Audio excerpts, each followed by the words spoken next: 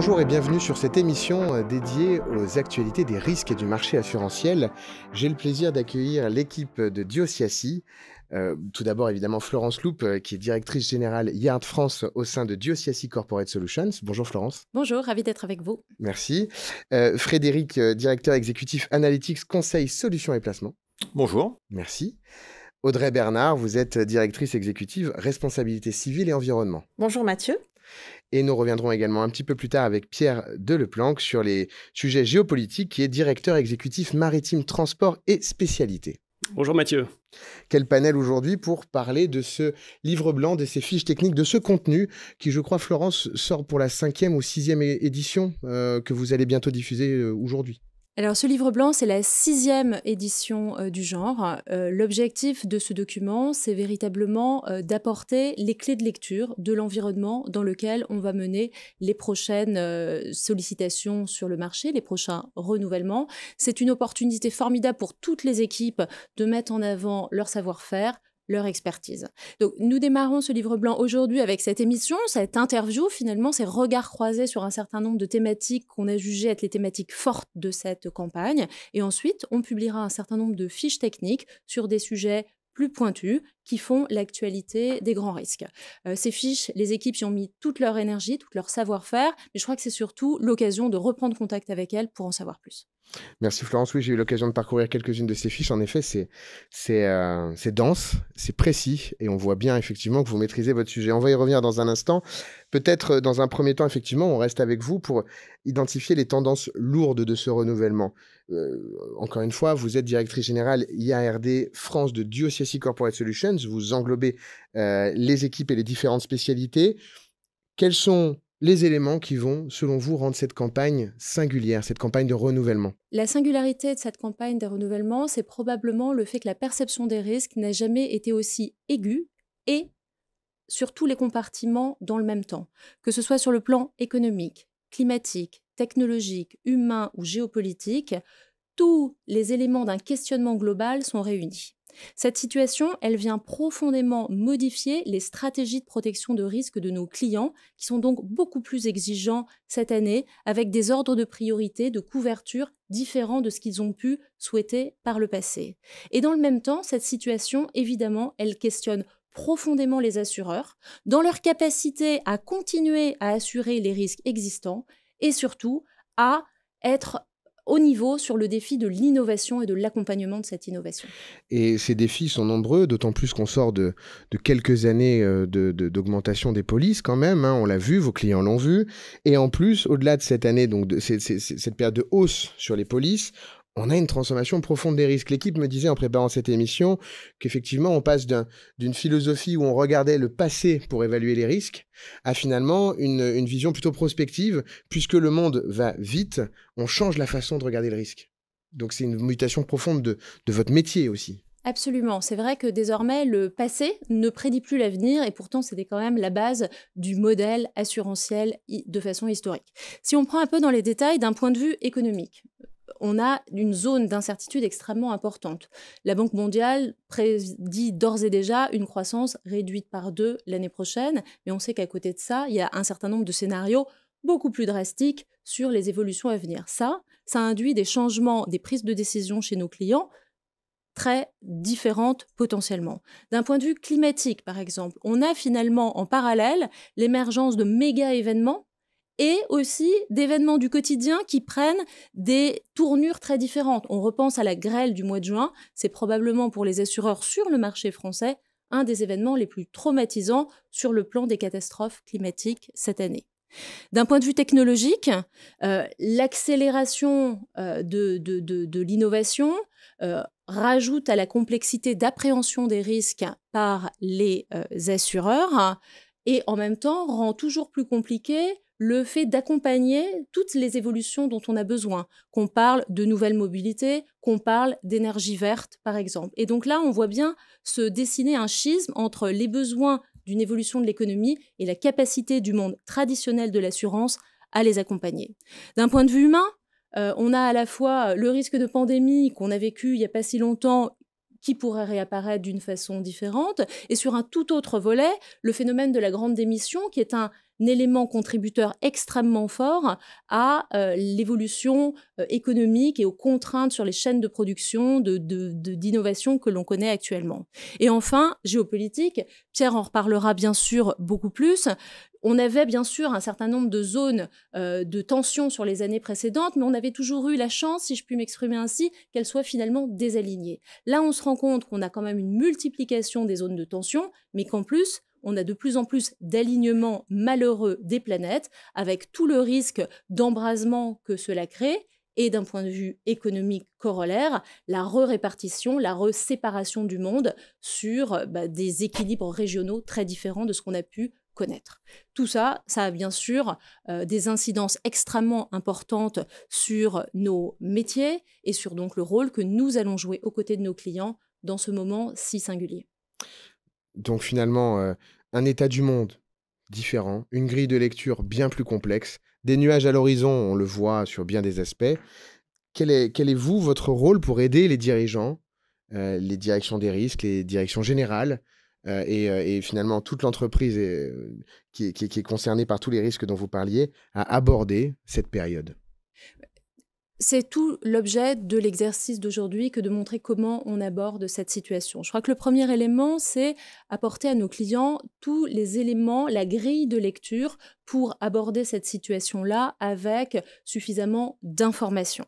Le second sujet, c'est aussi de valoriser le travail qui a été réalisé. Vous le rappeliez tout à l'heure, on sort de plusieurs campagnes de renouvellement extrêmement intenses sur lesquelles un boulot énorme a été réalisé par tous nos clients sur l'explication de leurs activités, la transparence de l'information vis-à-vis des assureurs. Ça, il ne faut pas faire table rase de ce qui a été fait, mais il faut absolument capitaliser dessus pour continuer à améliorer cette perception des risques. Troisième sujet sur lequel on est extrêmement mobilisé, c'est personnaliser le débat.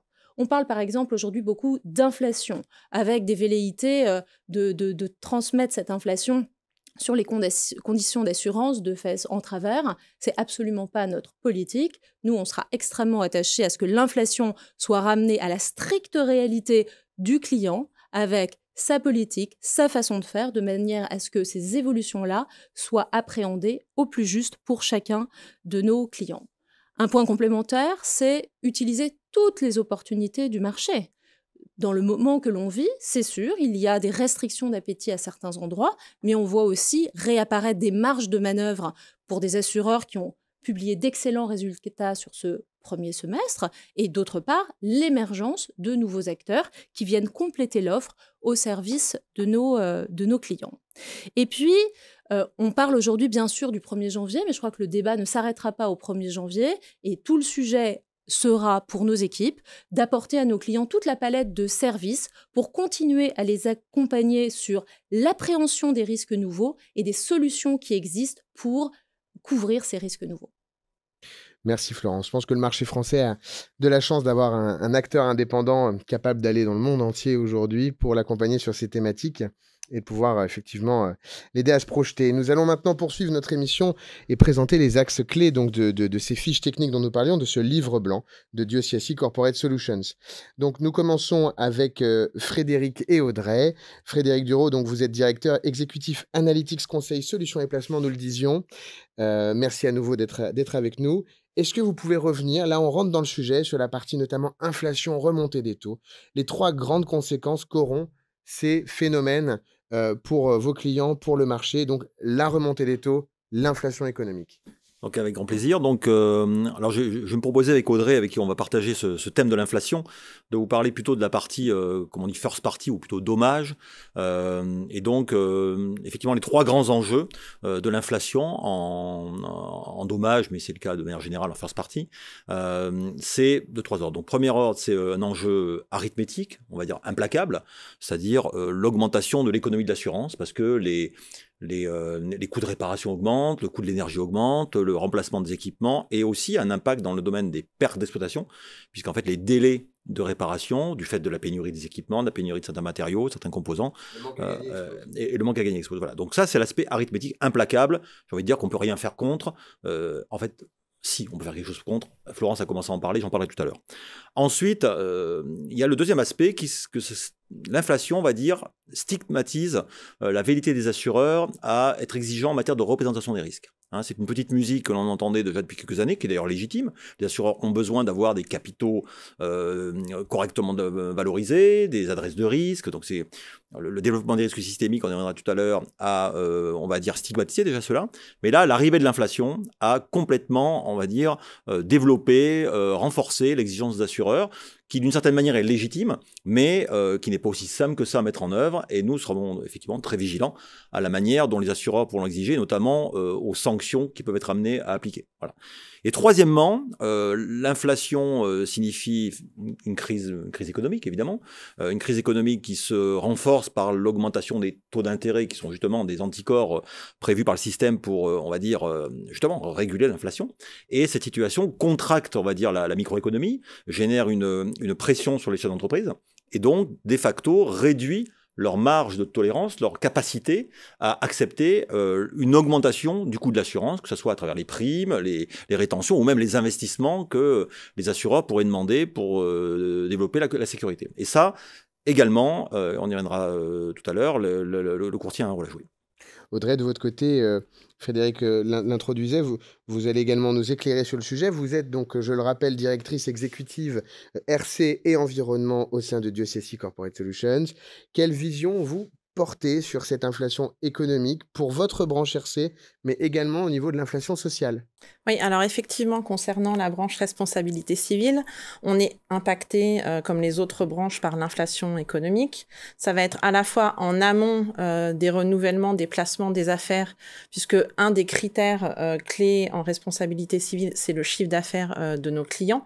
Donc ce chiffre d'affaires est amené à augmenter, puisque les coûts de production augmentent, le coût de l'énergie, des matières premières, le coût de la masse salariale, et tout ça va mécaniquement amener des augmentations de chiffre d'affaires et amener les assureurs de responsabilité à vouloir augmenter la prime de façon corrélative à celle du chiffre d'affaires.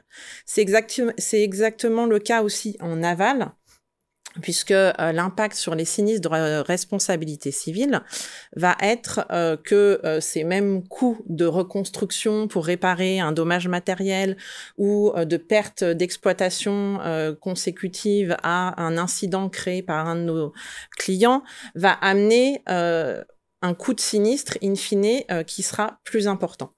Et en responsabilité civile, vous le mentionnez également, l'inflation sociale, qui clairement induit une augmentation du coût du sinistre.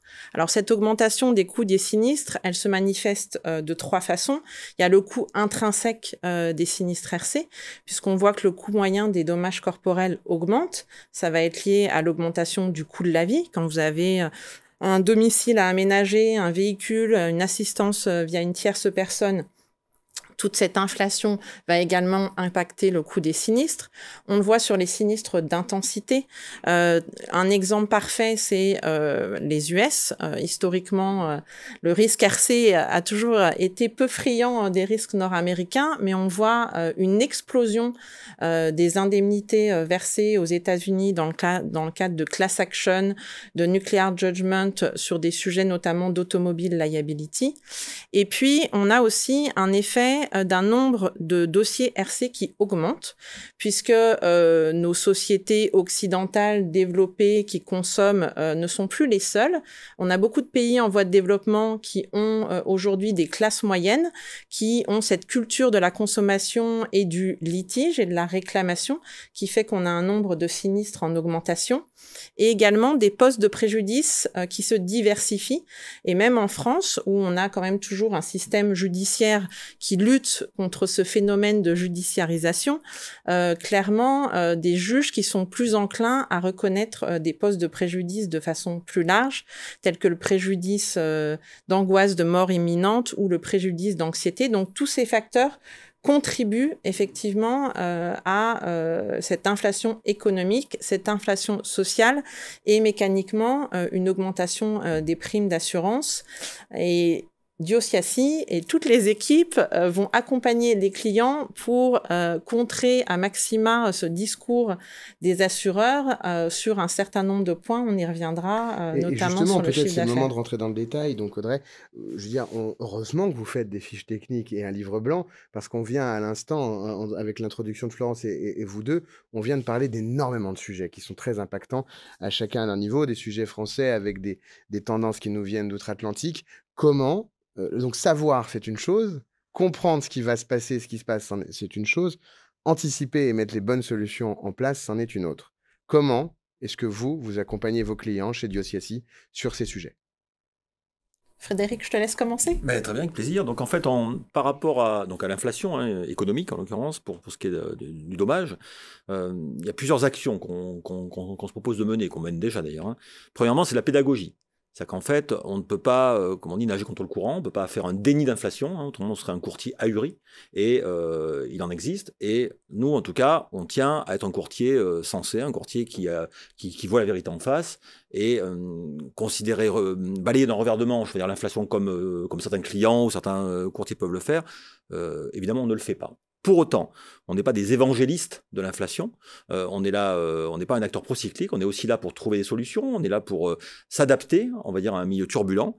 Et dans ce cadre-là, on a un certain nombre d'un train de mesures. Première mesure, c'est déjà d'aider nos clients dans la collecte de capitaux, à travers des outils digitaux, à travers des consignes. Ça va aider les clients à bien refléter d'une certaine manière et à leur mesure l'inflation cœur, en fait, qui peuvent on va dire, subir et pas simplement appliquer des index qui sont extrêmement procycliques.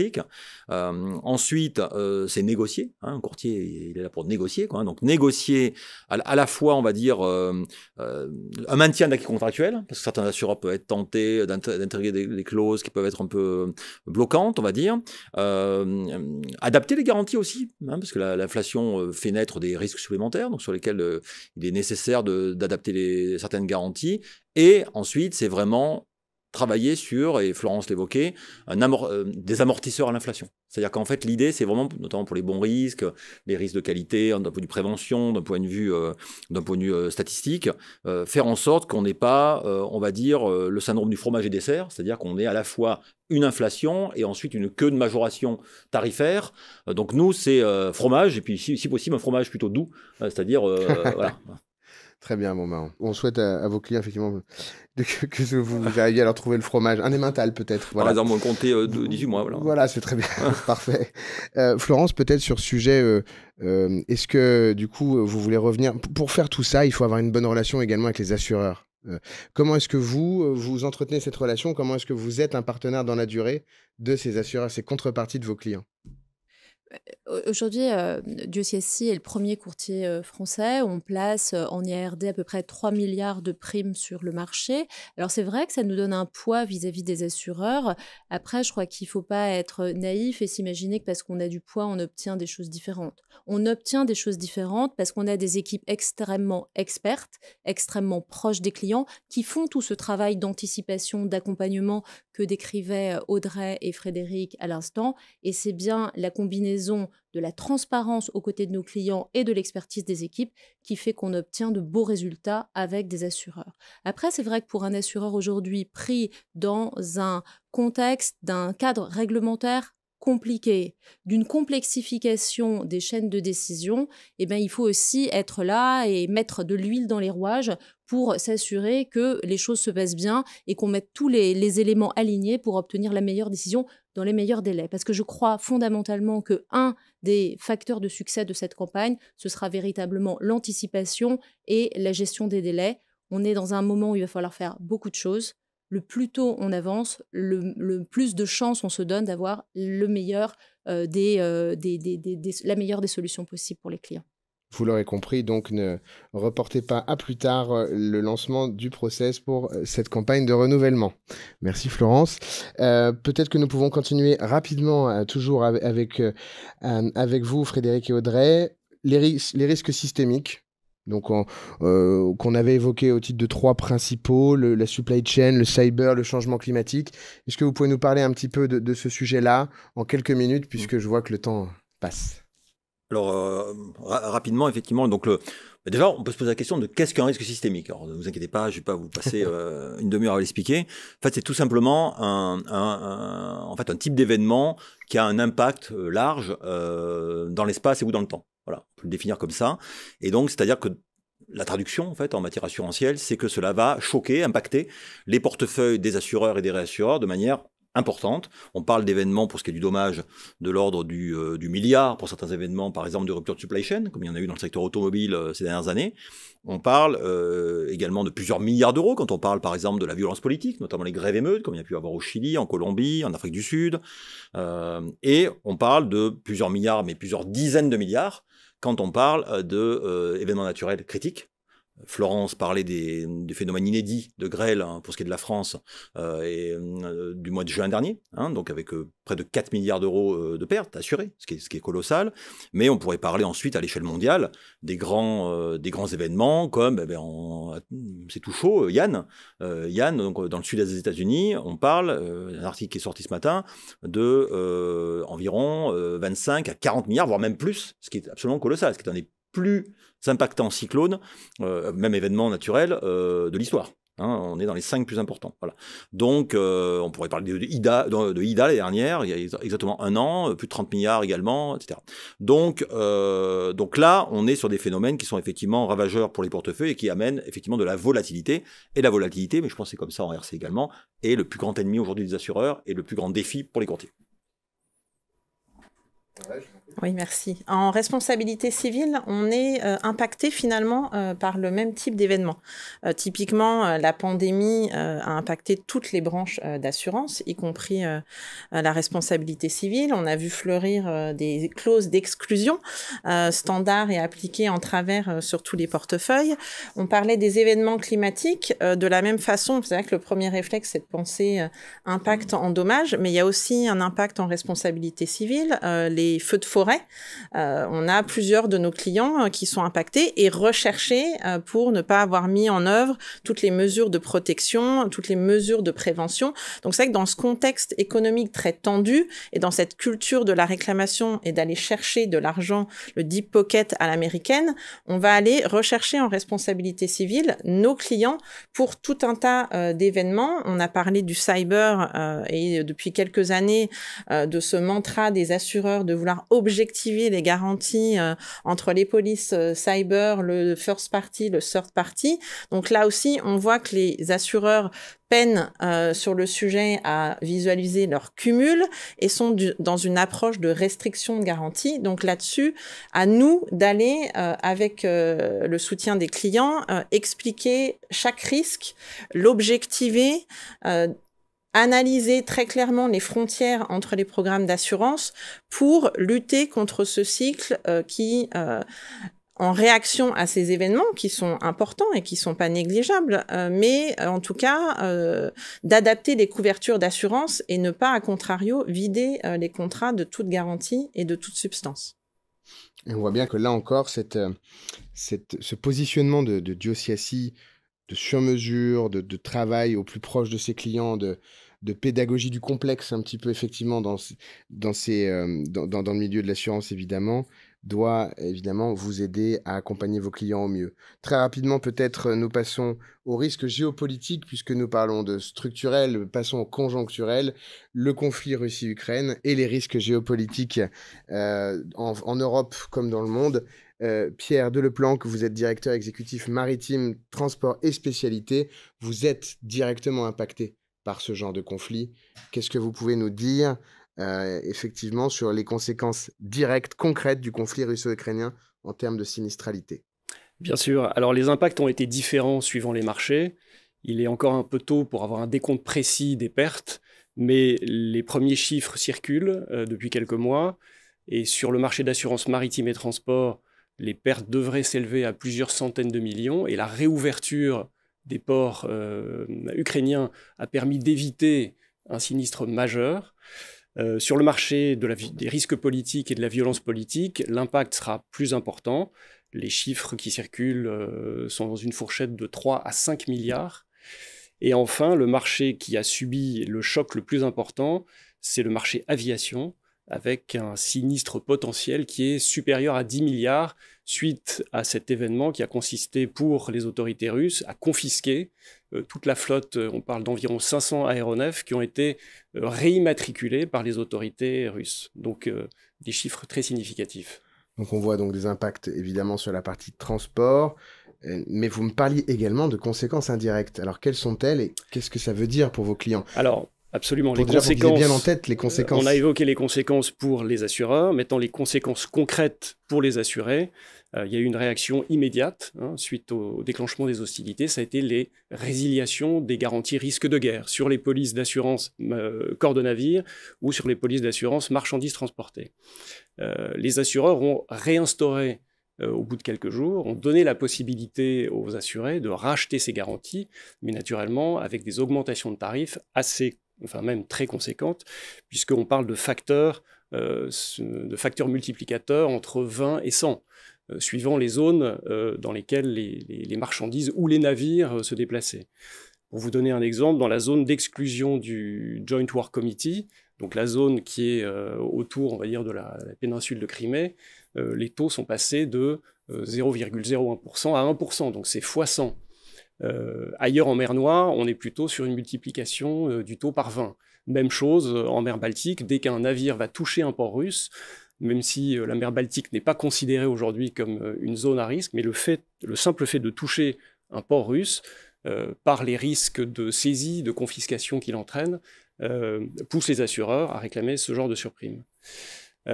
Alors, ensuite, on a des réactions un petit peu décalées dans le temps sur les risques ordinaires. Et la plupart des assureurs ont introduit au renouvellement des polices des clauses d'exclusion territoriale sur la Russie, sur la Biélorussie et sur l'Ukraine.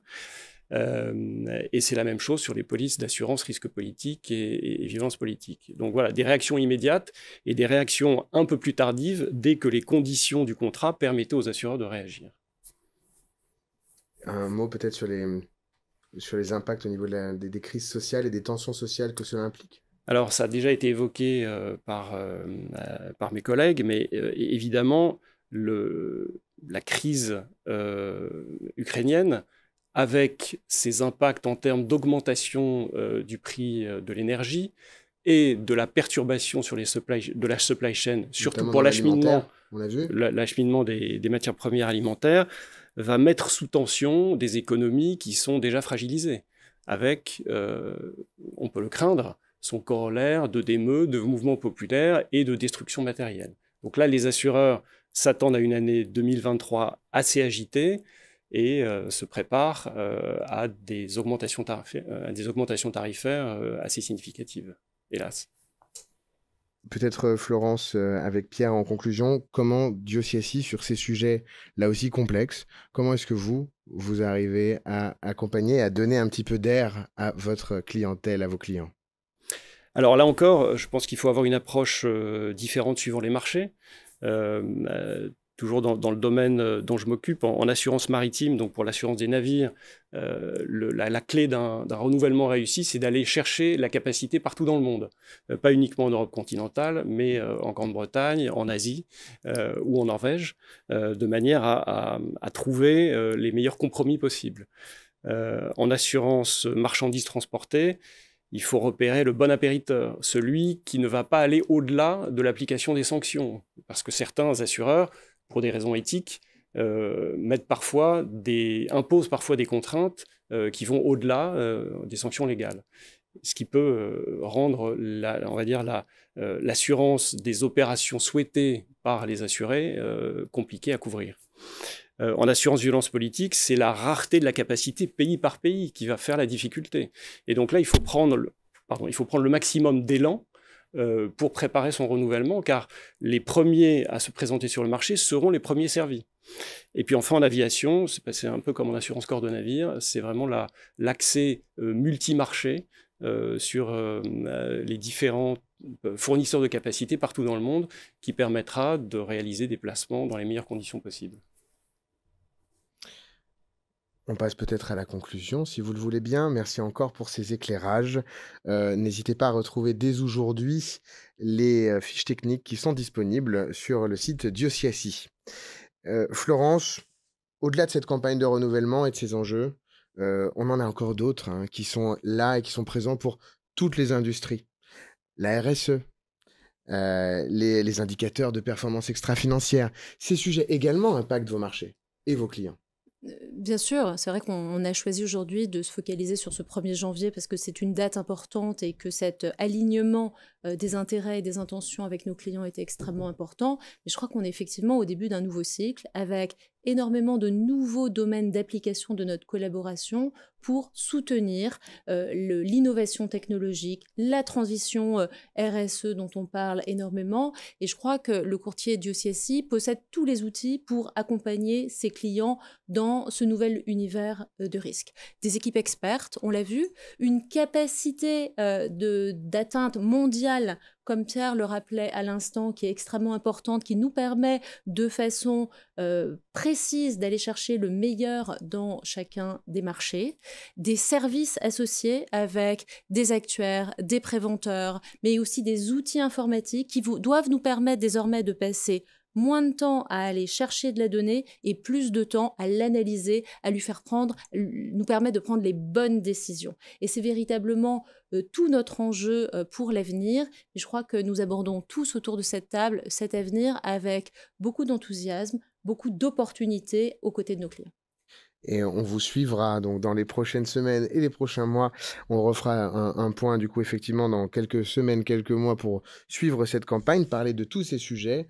Je vous remercie infiniment. Donc Audrey, Pierre, Frédéric, Florence, je vous remercie pour votre présence, pour vos éclairages. Je vous souhaite une excellente journée. Merci de nous avoir suivis aujourd'hui. Rendez-vous dans une prochaine émission de Décideurs avec DioCSI. Merci.